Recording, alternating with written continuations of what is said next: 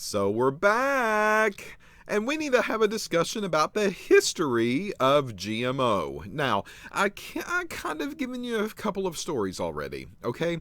We've talked about a potato, we've talked about a tomato, and we've talked about rice.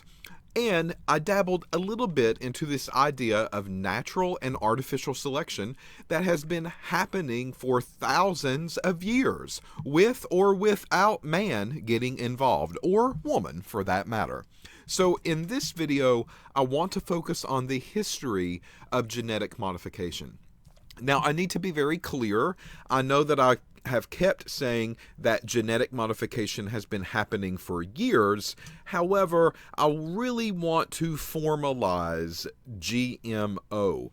And what I'm referring to is genetic engineering. So we need to go back and we need to figure out at which point in time in our history did we go in and finally decide to do the first genetic engineering experiment in a laboratory, or something that resembled a laboratory. So that's what this video is going to focus on. So the history of genetic modification in crops. Here is a very brief, condensed timeline. Now I'm going to make this a little bit more detailed in just a second. But some of these topics we've already discussed. 10,000 years ago, humans began crop domestication. So we began to pick and we began to choose what we liked about the particular type of plant. We began to crossbreed and we received offspring that we were after. 10,000 years ago, this process began, and we're still doing it today. All right? 1700s, farmers and scientists began crossbreeding plants within a species. So we started to understand a little bit of how this process worked. We started to look at this in more detail, and we got somewhat more control over the crossbreeding. So these were targeted experiments. For instance, peppers. I'm going to bring up peppers once more.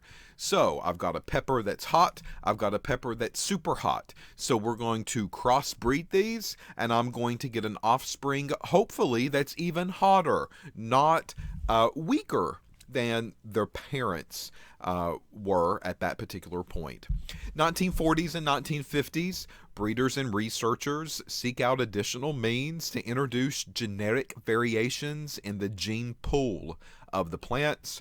So we began to dabble a little bit more in this whole concept of crossbreeding, but maybe not necessarily all the same type of crop within the same species. 1980s, researchers developed the more precise and controllable methods of genetic engineering, and they created plants with desirable traits.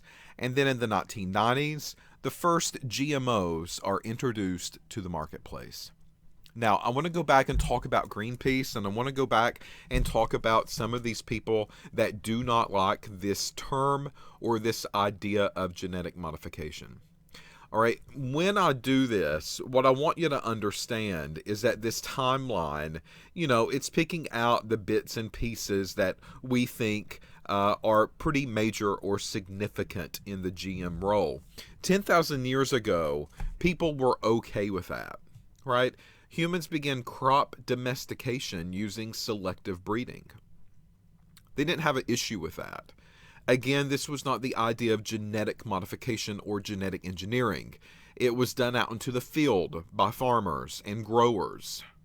So this was okay. Even though these crops were getting genetically engineered over a course of time, it wasn't getting done in a lab. But these people that really go against GM organisms were okay with this concept. 1700s, they were okay with this concept too. We began to crossbreed. We began to produce something a little bit different than what they normally would produce. And those GM protesters, they were okay with this concept as well. Again, it is genetic modification. It is obtaining something a little bit different than what you had before, and it's probably helping the process even more to go quicker so we can get that produce a little bit quicker. 1940s, 1950s, breeders and researchers seek out additional means to introduce genetic variation into the gene pool of plants. they typically were okay with this as well. They didn't really have a problem with that. Again, breeders are included. These are things like crossing it with other species maybe to try to get something a little bit different or something maybe majorly different than what we've had before. This was perfectly fine, for the most part, with GM protesters and people against GM modification. 1980s, this is where the problem begins. 1980s was a great year for some people, but a bad year for others. And in 1980s, this is where genetic modification really started to grow 2 and 3 and 8 heads. The reason is because of this concept that we are now doing these things in a laboratory, and they did not like this word experimentation. It was okay if breeders did it, but once they got into the laboratory, the whole dynamic began to change. And then, of course, in the 1990s, that's a bad time for genetic modification because they are finally introduced to the marketplace. People begin to wise up and figure out what genetic modification actually is, and then they are maybe misled or misinformed, or maybe they are informed of everything that goes on, and they just simply do not like it. So in the 80s and 90s, this is where GM really begins to take hold, especially in the laboratory environment. All right, now a little bit more detail. Let's look at a more detailed timeline, and here you go. 10,000 years ago, crop domestication. All right, we were able to pick crops in the wild. We were able to domesticate them, grow them a little bit better, control them. That was okay. Late 1800s, farmers and scientists began crossbreeding. Okay, so we started to crossbreed really here in order to get targeted offspring with traits that we wanted. 1940s and 1950s, breeders and researchers seek out additional means to introduce this variation into the gene pool, which is going to be very important. They were typically okay with that, right? These three were the same as in the previous slide. Now we get to the 80s, where the problems begin to happen. 1980s, well, we learn how to copy a gene and how to specifically target a trait that we want to keep and maybe transfer that trait into another organism. This is the concept of genetic modification formally. This is where the problems with genetic modification begin. That's where basically we start doing it in a lab, but we're doing it in a targeted way, so that way we do not waste breeders' time. That also allows us to get the offspring that we want at a much quicker rate. 1990s, the first GMO is introduced into the marketplace. This was also on the last slide.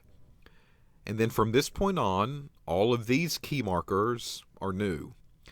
5 years later, genetically modified squash and soybean become available. So depending on your age, you might not have been born during 1995. If not, you've made me feel very, very old. But in 1995 was the first incorporation of food product that was sold to you as a consumer. 1 year later, genetically modified corn and cotton become available. 1 year after that, genetically modified papaya becomes available to U.S. consumer. 2 years later, genetically modified canola becomes available to the U.S. consumer. Handful of years later, we now target alfalfa and sugar beets. A couple of years later, we now target potatoes. And then 1 year later, we now target apples. As you can tell, in the very early stages, there were quite a bit of activity that happened with just a handful of years. Squash came out, Soybean came out. 1 year later, cotton came out. Corn came out. 1 year later, papaya came out. 2 years later, canola comes out, and then we have a halt. A handful of years at least, a halt. After that, it kind of picks back up again. 2006, we start looking at alfalfa, sugar beet. 10 years later, though, we have another break. Just when we thought going was good. So 2016, we get potato. 2017, we get apple. And now the genetic modification is picking steam up one more time. This is a roller coaster activity. But one of the reasons that very early beginnings of genetic modification came around was soybean, cotton, and corn, is because these three ingredients, they are very major players in the U.S. consumer market, also worldwide market. That's why those were so important. They were staples.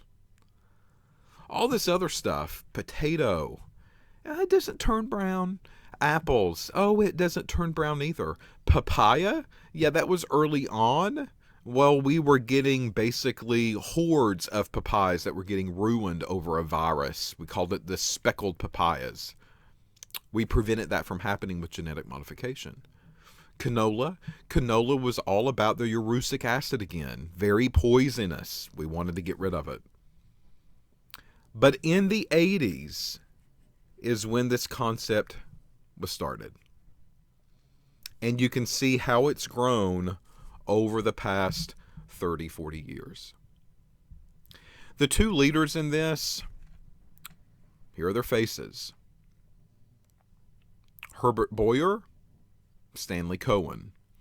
Boyer was from the University of California. Cohen was from Stanford. And they engineered the very first organism in a lab. This happened in 1973.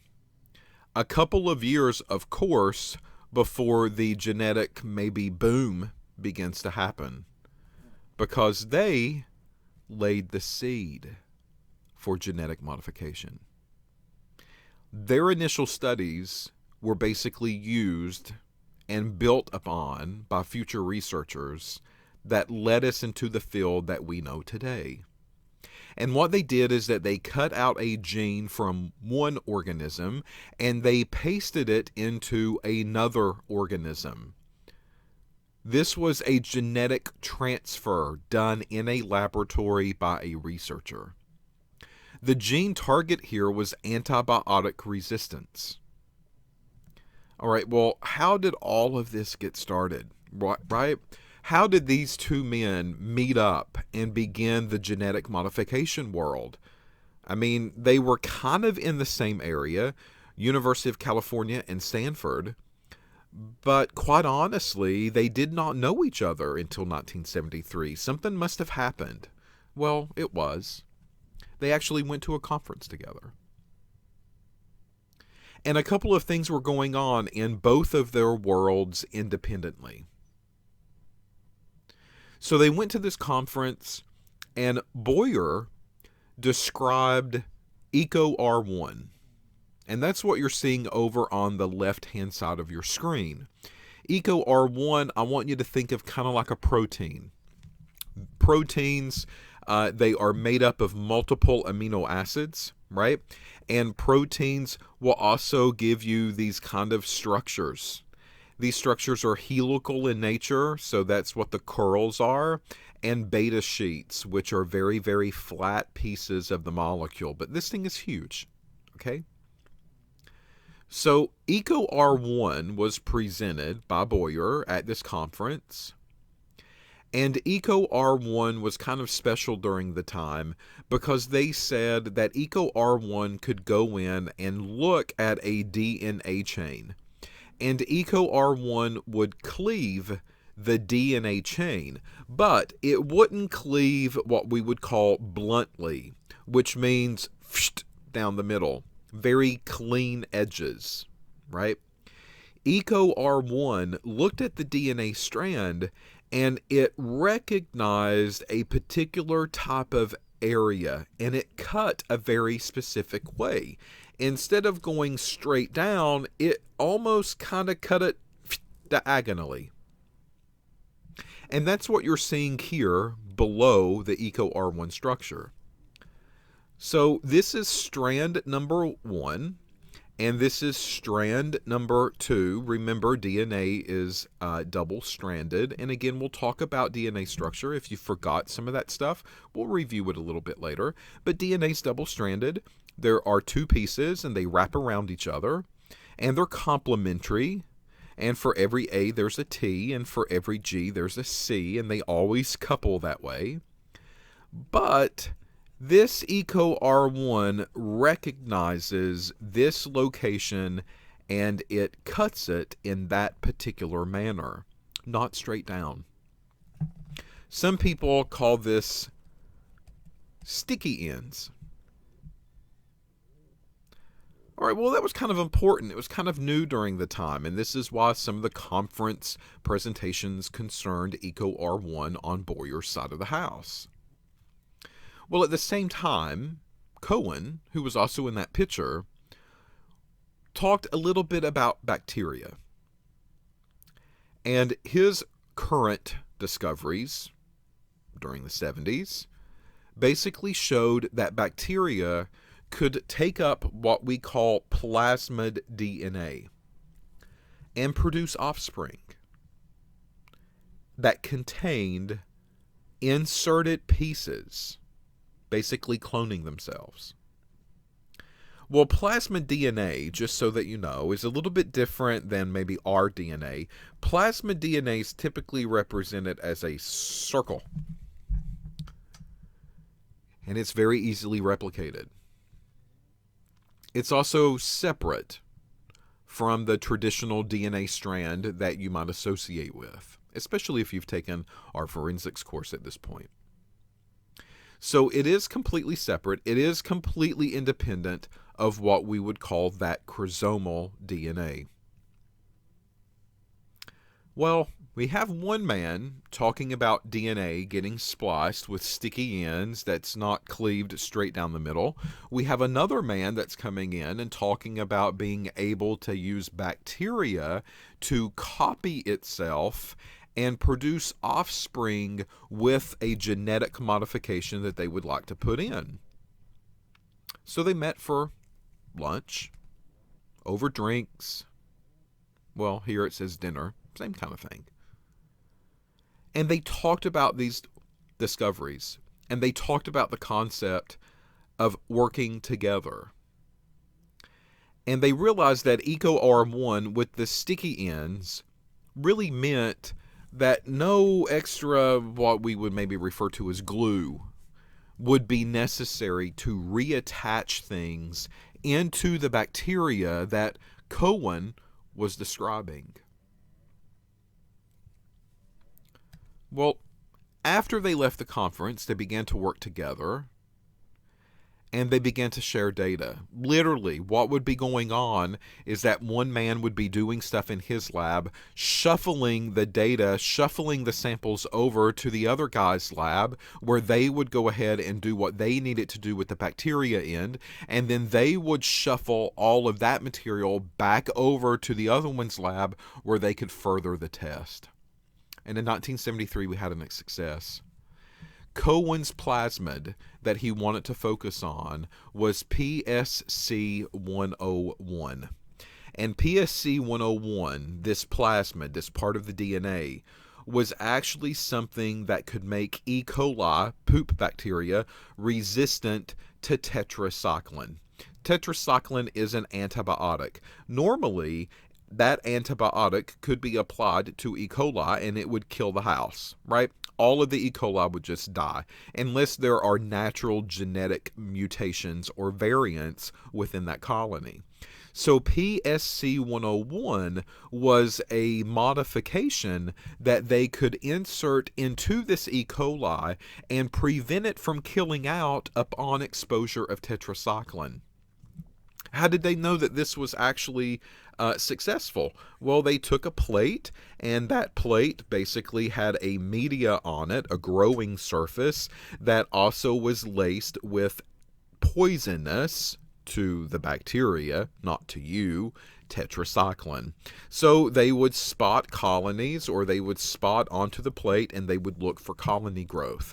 Was it growing? And if it grew, then this meant that tetracycline had no affinity to that particular type or strain of E. coli at this point. So it was cleaved at one site by EcoR1. It was mixed with DNA, which was also cut.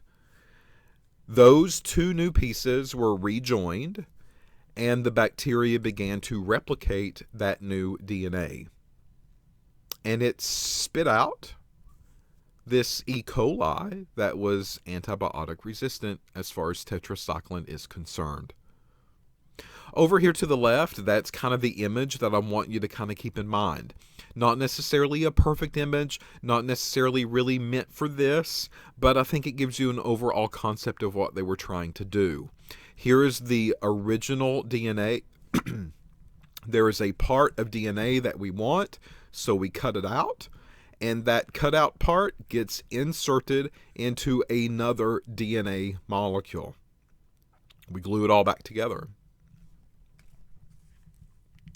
Other than actually being creative in figuring out how to splice and how to insert this new gene into a established DNA strand, bacteria did all the work, right? If you could get something to work for you, bacteria was really the major workhorse during this time. We had these ideas, we had these fragments that we like to insert.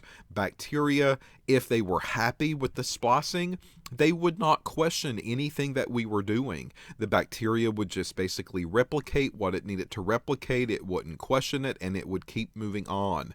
Not in addition, it enjoyed this modification. It led to its survival. And we already know natural instincts want to survive. So, of course, exposure to tetracycline didn't play a factor in E. coli's death for this particular colony. So, of course, this kind of cleavage, this kind of splicing, well, the bacteria did not mind it at all. Next, tests become more intricate. They knew that this worked, right?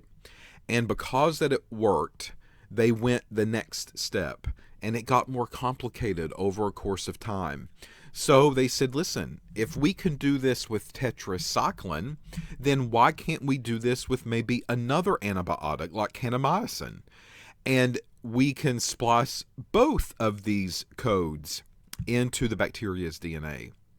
And then all of a sudden, we have another E. coli colony that was not affected by either of these antibiotics that we exposed to it. Well, they started playing around with other bacteria as well. Staphylococcus, right? That's staph infections. They began to play around with staph and E. coli, making a new bacteria poop baby, right? This was something that really wasn't there before.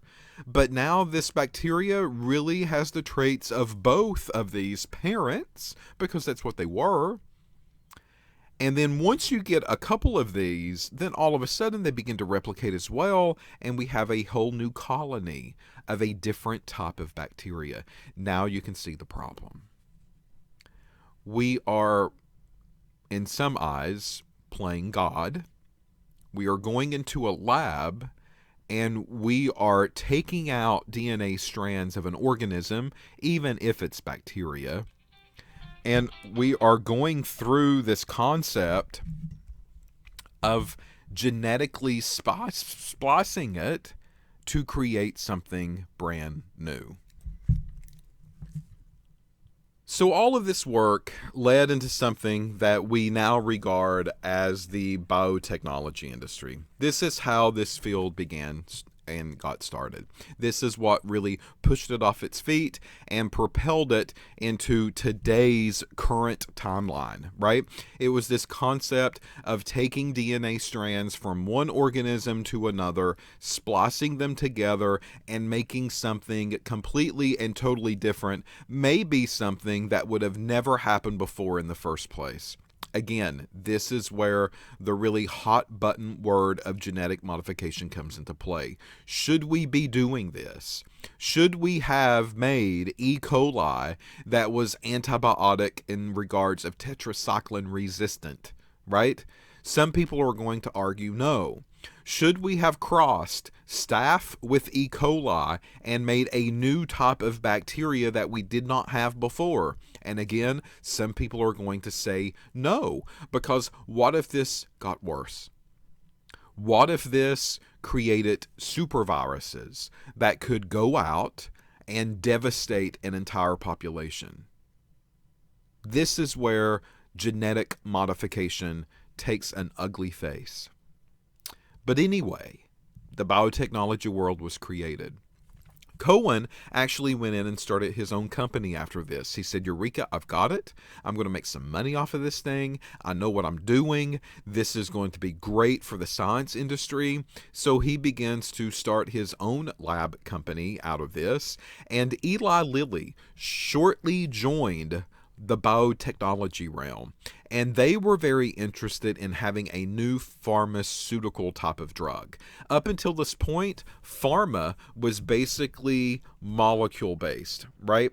It was you in a laboratory doing synthesis to create a molecule, and that molecule would be produced, and that molecule would be tested for its safe and effectiveness in the pharmaceutical world. Well, here was an opportunity for the pharmaceutical industry to get on board with the biotech industry. And what now could happen was, what if?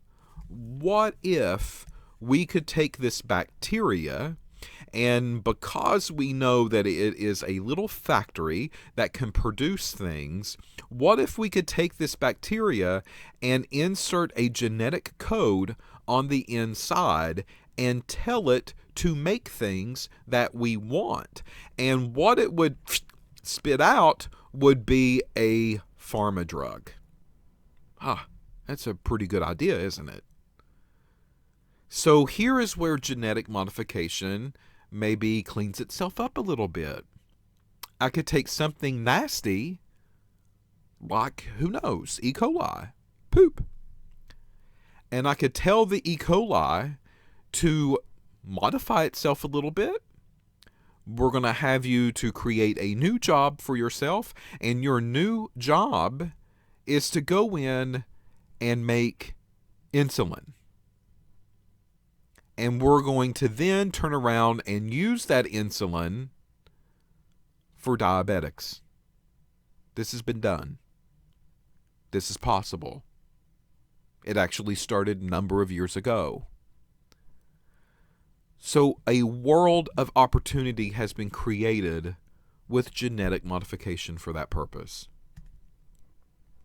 1983, when all of these studies were going around, a group of 3 people got together and said, listen, I think that we could maybe use this in the agriculture business.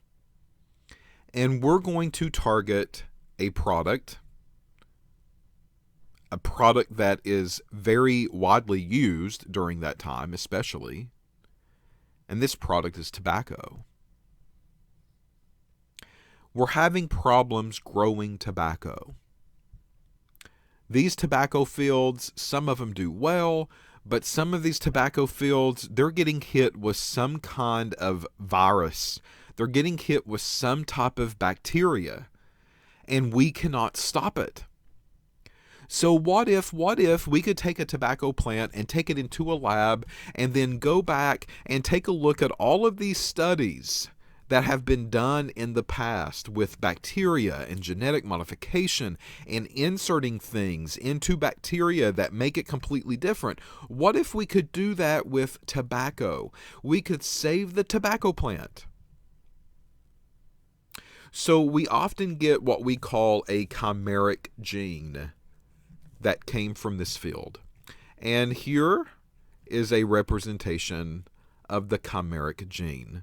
If you've ever played any kind of Japanese role-playing game like Final Fantasy, or if you've ever watched Greek mythology or something like that, you know what the chimera is. It is a hybrid. It is a beast of 2 or 3 different things. So a chimeric gene is very similar. It is a beast of a part of this one and a part of that one and a part of this one. But the tobacco plant was one of the first that we tampered with. The chimeric gene targeted this bacteria that caused problems. And we were able to modify the tobacco plant and grow a new tobacco plant that would not show this in the field as it naturally grew. What did they do? They took a tobacco plant. I was going to say backer. Now you kind of know where I'm from. They took a tobacco plant and they infected it with something that we called an agrobacterium. They infected it. An agrobacterium basically entered into the plant cells and squirted its DNA inside of the plant cells. This new DNA was taken up by the plant, and this plant had a different trait. So many things going on here, so many things that we could discuss in more detail. But overall, we took a healthy tobacco plant that was just suffering a disease out in nature. We wanted to get rid of that disease. So therefore, what we decided to do is we would damage the tobacco plant. We would include and basically place agrobacteria all over it, allow it to infect the tobacco plant. That agrobacterium did a job that we wanted it to do, and that job was done, and the tobacco plant accepted it, and all of a sudden, new plants grew with the traits that we wanted. This saved the tobacco industry. No longer did farmers have to worry with entire fields of crops being devastated by a pest, by a bacteria, by a virus, or eventually a pesticide or an herbicide. Completely changes the dynamic. Well, as you can imagine, again, where does it stop? So after the tobacco industry said this works, folks, you've got something. We're no longer really seeing this devastating disease on our crops anymore. We have an immune tobacco plant, and this is great. But when this became successful, the scientific community placed a stop on all of it. And they said, no, we need a little bit of time. We need to look at the data. We need to make sure that this is safe. We need to make sure that these new tobacco plants or whatever you want to genetically modify is not going to cause any harm to the environment. It's not going to cause any harm that's not necessary to the wildlife that might be in those fields as well, including insects, mammals. We also want to make sure that when you eat it or when you use this product, well, we want to make sure there's no health effects that is happening to you. Because if you can do this to plant, then my oh my, what happens if you eat it? I mean, is it going to do the same thing to you too? Is it going to start modifying and changing your DNA? I mean, all of these were questions that we had that needed to be cleared up. So governments, really at this point, all across the world got together and they started to take an interest in genetic modification. Well, they needed some time. They needed some time to deliberate. They needed some time to review data. They needed some time to come to a consensus. And that time was 3 days. 3 days, they said it was safe. In 3 days, they said, oh, well, if you want to make a genetically modified crop, then go for it. Absolutely. It is safe. There's nothing wrong with this. Do it. 3 days. It takes years, 10, 15 years sometimes, for a pharmaceutical drug to get approved. It took 3 days for genetic modification to get approved by these agencies and by these experts in the field. That's right. 3 days. So in the next video, we're going to pick up from here.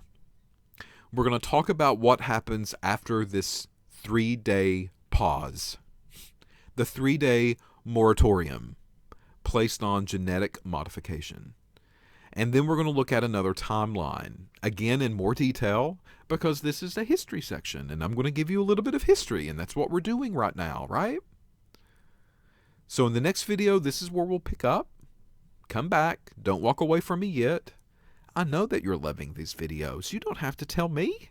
I mean, if you want me to make more, I'll make more. Just come back.